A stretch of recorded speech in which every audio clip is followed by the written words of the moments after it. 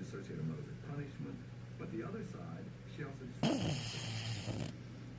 In the first 2 decades of the 20th century, Maybelle Mitchell was an impassioned leader in the Southern suffragist movement. Her mother was a suffragette. Maybelle was an activist, which is very unusual in that day and age.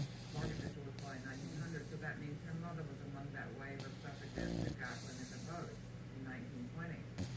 Mitchell revered her mother, but in her turn, she wrote of a longing that would never be satisfied. Mother doesn't understand me.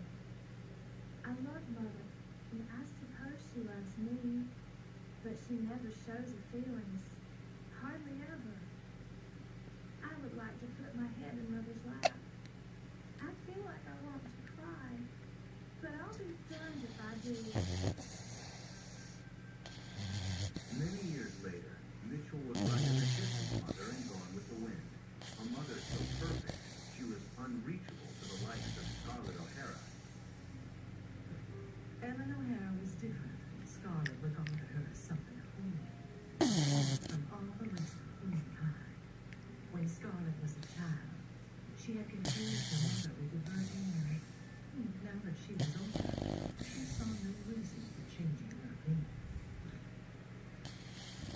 As a sign of their growing prosperity, Mitchell's family moved into a mansion on Atlanta's Peachtree Street. The move was upsetting to the rebellious tomboy, and may have triggered the first of many accidents which would cast a shadow over her life.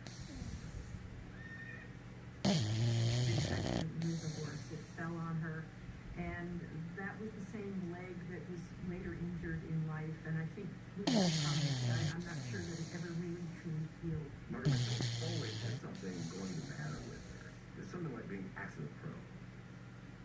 Accident prone or not, Mitchell had irrepressible energy. As a teenager, she began writing and staging plays. She adapted playwrights, but she wrote her own plays.